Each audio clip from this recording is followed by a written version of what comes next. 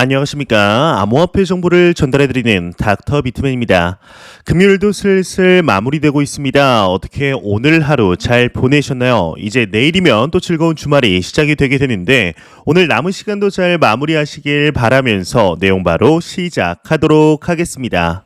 구독과 좋아요, 알림 설정 부탁드립니다. 현재 녹화 시간은 2022년 6월 10일 오후 4시 45분을 지나고 있습니다. 이제 점점 금요일도 마무리되고 있는데요. 아마 영상 다 녹화하고 이게 업로드 될 때는 한 5시 30분 정도 되지 않을까 싶은데요. 일단 코인마켓캡에서 메이저 탑10 코인들 전반적으로 살펴보도록 하겠습니다. 시가총액 1위의 비트코인의 경우는 3,095달러를 나타내며 전날 대비 0.80% 하락을 했습니다. 사실상 거의 차이가 없는 것인데요. 2위의 이더리움의 경우는 0.60% 하락한 1,789달러를 나타내고 있습니다. 일단 카르다노 에이다의 경우도 시가총액 6위 자리를 잘 지켜주고 있으며 전날 대비 3.70% 하락 0.62달러를 나타내고 있는데요. 그간 상승분을 보았을 때 이 정도 하락은 그냥 조정이다라고 볼 수가 있겠죠. 우리 게르게 코인, 애증의 코인, 리플 XRP의 경우는 7위의 자리를 잘 유지하고 있습니다. 전날 대비 1.30% 상승 0.40달러를 나타내고 있으며 비트코인의 도미넌스는 46.4%, 이더리움의 도미넌스는 17.5%로 암호화폐 시장에 매우 강력한 비트코인과 이더리움의 시가총액 점유율을 볼 수가 있겠습니다. 현재 계속해서 수주간 비트코인의 가격을 기준으로 3만 달러대에서 왔다 갔다 박스권을 만들며 횡보하는 모습을 보여주고 있는데요. 참 아래로 할 거면 하락할 거면 완전하게 하락하고 상승할 거면 완전하게 상승하지 이게 뭐 하는 거냐 너무 지루하다라고 말씀하시는 투자자들의 이런 글들 그리고 심정들이 여기까지 들려오는 것 같습니다. 지금의 이런 박스권이 오히려 상승을 위한 기모기였으면 좋겠다는 생각 비단 저만은 아니리라 생각이 드는데요. 이런 선물 투자자 이제 현물 시장에 좀 지지부진한 모습 속에 선물 투자자분들은 어떻게 바라보고 있을지 1위의 비트코인의 경우는 다소 숏 포지션이 우위를 점하고 있습니다. 57.97%, 롱 포지션이 42%를 나타내고 있으며 이더리움의 경우는 롱 포지션이 다소 높습니다. 롱 포지션의 비율이 58%, 리플 XRP의 경우도 롱 포지션이 다소 높습니다. 58%를 나타내고 있네요.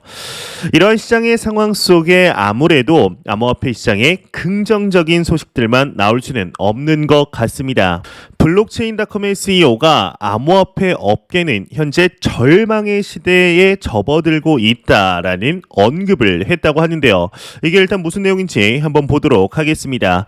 블록체인닷컴의 CEO 피터 스미스가 이제 블록윅스와의 인터뷰에서 암호화폐 업계가 절망의 시대에 접어들고 있다 이렇게 말을 했다고 합니다.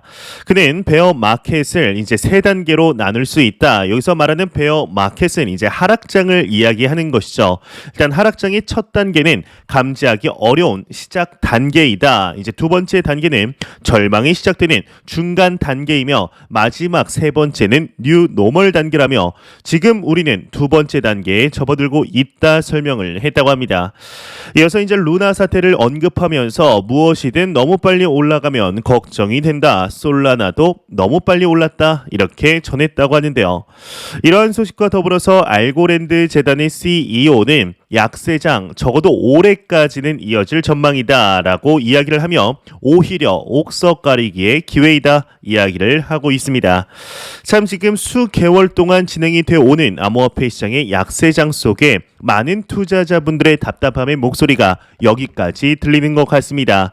글로벌 경제, 매크로 경제 상황들을 보았을 때도 도저히 상승할 거리들을 찾아보기가 어려운 상황인 것은 부정할 수가 없는 사실이죠. 일단 러시아와 우크라이나의 전쟁이 계속해서 장기화되며 언제까지 이어질 것인가라는 불안감과 지금 코로나 봉쇄를 서서히 풀고 있지만 이 쇼크, 공급망 쇼크의 후폭풍이 현재 다가오고 있습니다. 그리고 전 세계적으로 이제 코로나가 슬슬 마무리되고 있는데 이러한 과정 속에 갑자기 원숭이 두창이라는 듣도 보도 못한 병들이 현재 전 세계적으로 1,000여 명의 감염자를 생성해냈다, 탄생시켰다라는 이야기도 나오면서 혹시나 제2의 코로나 사태가 터지는 것은 아닌가 하는 불안감도 증폭이 되고 있죠. 이러한 여러 가지 상황들이 이제 접합해서 인플레이션이 확실하게 이루어지고 있는데 과연 이 인플레이션이 지금 최고점을 찍었는가에 대해서는 이제 갑론을박이 많은 상태입니다. 이제 미국 시간으로 6월 10일 날 미국의 소비자 물가 지수가 공개가 되게 되는데요. 이때 단기 변동성이 좀 확대가 될 가능성 상당히 높죠. 그리고 이제 일주일 정도 뒤져 6월 16일 날엔 금리 인상이 결정이 되게 됩니다. 과연 이번 일주일 동안 어떻게 진행이 되게 될지 암호화폐 시장의 변동성 주목해야 될 것 같은데요. 이와 더불어서 이제 피델리티의 CEO의 경우는 오히려 현재 암호화폐의 세 번째 겨울이 찾아온 것 같은데 오히려 약세장이 곧 기회이다라는 언급을 하였습니다. 일단 내용을 좀 보게 되면 피델리티 인베스트먼트의 최고 경영자 에비게일 존슨의 경우는 컨센서스 2022 포럼에서 최근 약세장과 관련해 이번이 암호화폐의 세 번째 겨울이라고 생각한다. 동시에 지금의 약세장이 곧 기회라고 보고 있다. 그간 긴 기간 살펴본 사례들의 펀더멘털이 정말 강력하다고 믿는다면 다른 사람들이 이제 모두 빠져나가는 지금 시점에 더 열심히 연구해야 한다 설명을 했다고 합니다. 아울러 그는 최근에 급격한 조정과 관련해 잃어버린 가치는 안타깝지만 암호화폐 산업은 앞으로 더 많은 것을 얻게 될 것이다 이야기를 하였는데요. 여러분들은 이에 대해서 어떻게 생각하시나요? 이 약세장이 곧 기회라는 말을 믿으시나요? 이제 일각에서는 약세장이 무슨 기회냐, 그냥 약세장은 약세장이다, 이때 그냥 다 팔아버리고 현금화 시켜서 조금 오를 것 같을 때 이제 투자를 하면은 성공적이지 않느냐라고 말씀하시는 투자자분들이 계십니다. 네, 맞습니다. 여기서 더 이제 하락할 것 같고 이제 시장이 뭔가 끝난 것 같고 시즌이 끝난 것 같으니까 내가 가지고 있는 모든 코인을 팔아서 현금화를 시킨 후에 이제 몇 년 뒤에 뭐 반감기 뭐 이렇게 1년 뒤에 상승을 한다고 하니 그때쯤 뭔가 좀 상승할 것 같을 때 그때 가지고 있던 현금을 모두 다 이제 매수를 한 뒤에 조금 있다가 또 한 반년에서 1년 뒤에 좀 하락할 것 같을 때 또 다 팔아버리고 또 이제 똑같은 주기 사이클이 왔을 때 또 다 사버리고 그렇게 한다면은 너무나 좋겠죠. 하지만 이에 대한 전제는 상승과 하락을 100%에 맞출 수 있어야 한다라는 것이 전제가 되게 됩니다. 이 암호화폐 시장은 현존하는 자산군 중에 가장 내재 가치가 높은 자산군이라고 생각합니다. 이와 동시에 가장 변동폭이 확대되어 있는 자산군이라고도 생각을 하고 있습니다. 이런 시장 속에 이 변동성을 맞추면서 사고팔고 하는 것은 개인적으로는 불가능하다라고 보고 있습니다. 10번 중에 8번을 성공한다고 해도 그 2번의 실패로 여태까지 모은 모든 수익들을 반납할 뿐만 아니라 순손실 뿐만 아니라 아예 선물 투자자분들은 파산을 할 수도 있기 때문에 상당히 위험하다라고 보고 있는데요. 과연 암호화폐 시장이 어떻게 성장을 하게 될까요? 현재 글로벌적으로 이 시장을 바라보는 모습들을 보게 된다면 지금의 약세장이 오히려 기회가 될 것이라는 이 피델리티 CEO 분의 말씀에 전적으로 동의를 하고 있습니다. 우리가 이제 역사적으로 돌아보았을 때 최고의 매수의 기회는 약세장이었습니다. 시장의 피가 낭자할 때 나는 희열을 느낀다라는 말을 오마하의 현인이죠. 좀 암호화폐 시장을 좋아했으면 좋겠는 이 워렌 버핏이 한 말이죠. 실제로 본인이 가장 큰 수익을 냈을 때가 오일 쇼크 당시 피가 낭자했을 때 그 공포에 매수를 해서 가장 큰 수익을 보았다라고 이야기를 하고 있습니다. 현재 돌이켜 보았을 때 이 암호화폐 시장을 정말 조금 멀리서 보게 되면 그래도 멀리서 보았을 때 참 무서운 시장은 맞습니다. 정말 끝난 것 같은 시장이죠. 하지만 과연 3년 뒤 이 시장에 투자가 되어 있는 내가 나를 후회하게 될 것인지 이 시장을 버리고 떠나간 나를 후회하게 될 것인지는 진지하게 생각을 해보아야 하지 않을까 생각이 드네요. 이와 더불어서 버투 파이낸셜의 CEO, 오늘은 뭐 CEO 분들의 이야기가 상당히 좀 많은데 이 버트 파이낸셜의 CEO가 암호화폐 진출 기회 보고 있다. 시타델은 좋은 파트너이다라는 이야기를 했다고 합니다.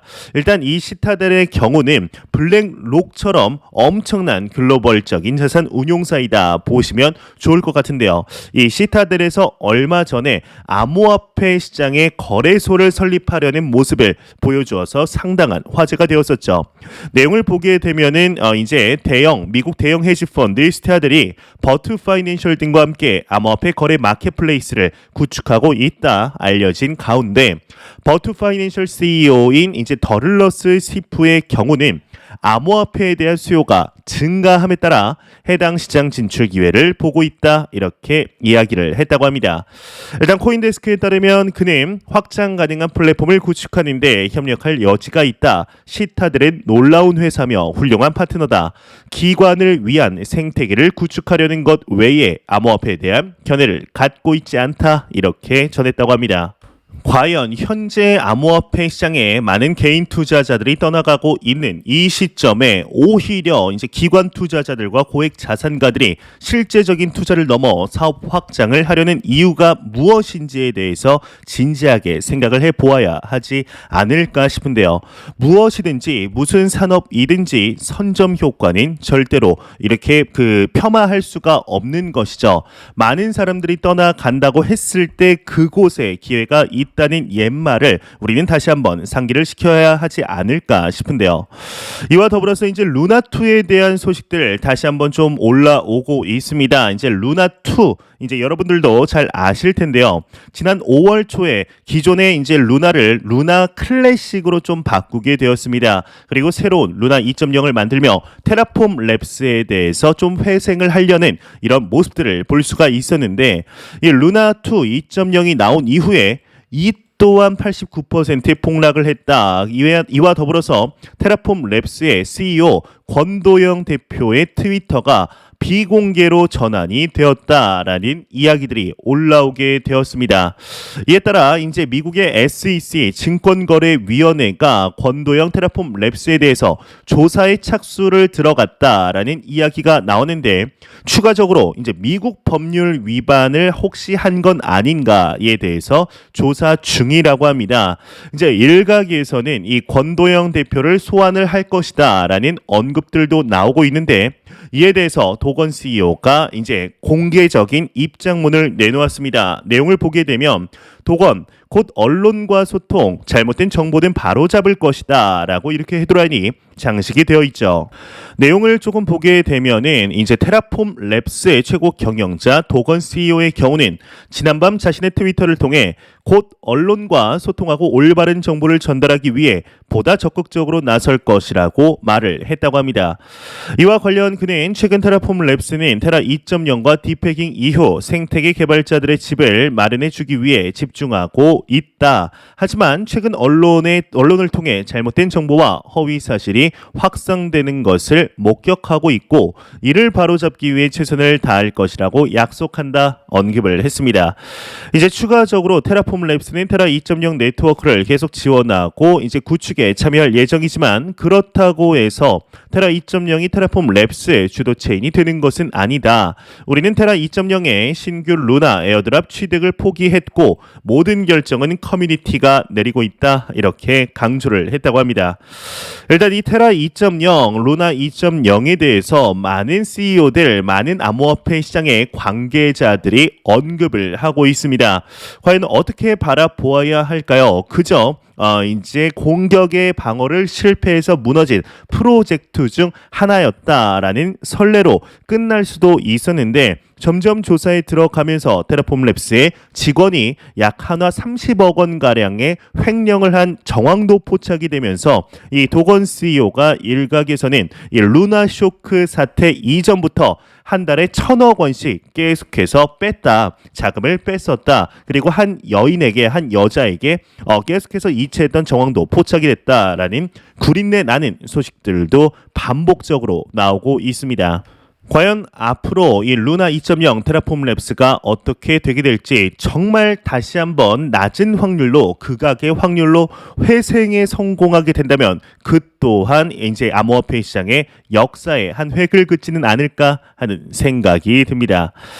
이와 더불어서 얼마 전에 이제 신시아 루미스의 상원 의원의 법안 발의로 인해서 이제 SEC가 아닌 CFTC로 암호화폐 시장의 권한이 옮겨가는 것이 아니냐 하면서 암호화폐 시장 이 크립토 마켓이 상당히 화제가 되고 있습니다.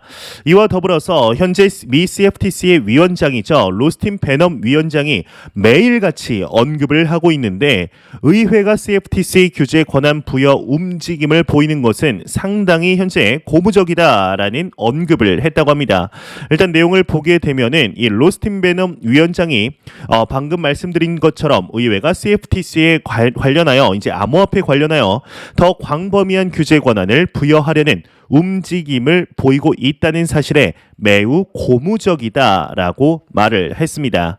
이러한 움직임은 기술, 산업, 경제에 긍정적인 모멘텀이고 우리가 본질적으로 우리의 일을 할 수 있도록 해줄 것이다. 우리는 시장 기술과 함께 진화해야 한다. 또 테라 사태에 언급이 되죠. 규제 필요성이 강조되고 있다. 이렇게 전했다고 하는데요.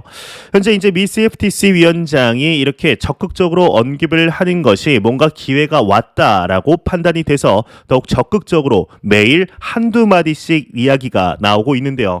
그 전까지 로스틴 베넘 이 위원장이 언급을 한 것을 바라보았을 때는 그닥 암호화폐 시장에 엄청나게 관심을 가지는 모습은 보여주지 않았었습니다.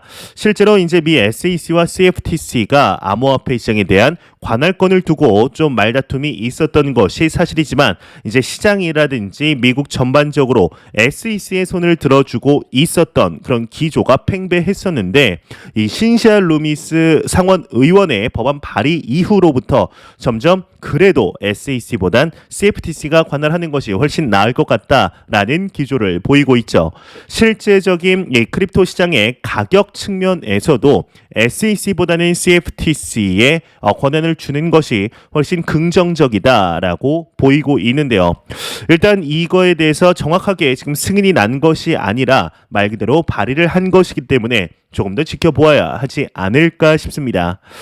이와 더불어서 이제 대한민국의 삼성 계열사이죠. 삼성자산운용에서 아시아 최초로 블록체인 ETF를 다가오는 23일 홍콩에 상장을 한다라는 소식이 나왔습니다.